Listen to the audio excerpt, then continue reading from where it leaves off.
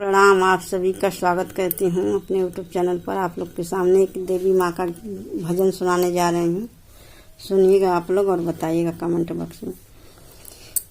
मैया कहवा लगाऊ बड़ी देर भवनवा में आव चली। मैया कहवा लगाऊ बड़ी देर भवनवा में आवा चली।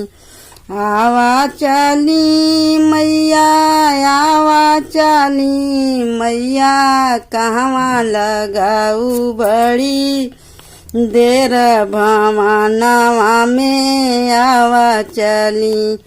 मैया कहवा लगाऊ बड़ी देर भवनवा में आवा चली। तोहरे बिना मैया मलिया न आवे। तोहरे बिना मैया मलिया न आवे। मैया गजरा गुछत लागी देर भवनवा में आवा चली।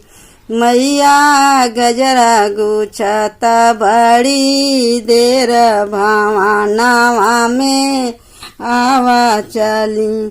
मैया कहवा लगाऊ बड़ी देर भवनवा में आवा चली।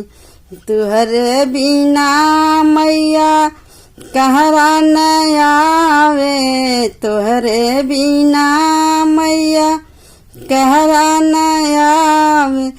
मैया कलसा सजत लगी देर भवनवा में आवा चली।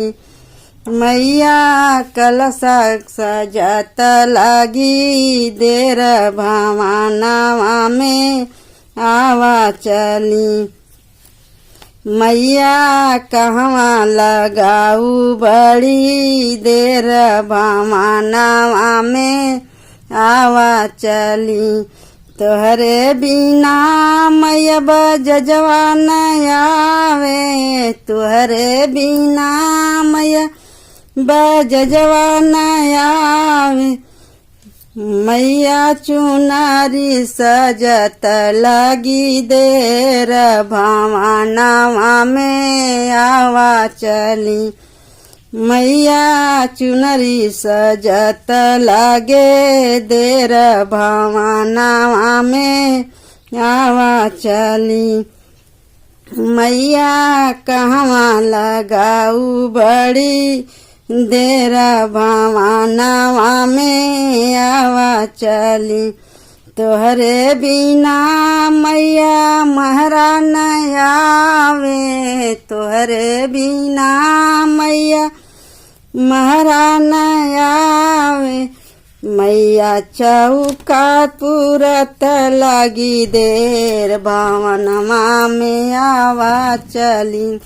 मैया चौका पूरत लगी देर भवनवा में आवा चली। तोहरे बिना मैया पंडित न आवे। तोहरे बिना मैया पंडित न आवे। मैया पोथिया बचात लगी देर भवनवा में आवा चली। मैया पोथिया बचात लगी देर भवनवा में आवा चली।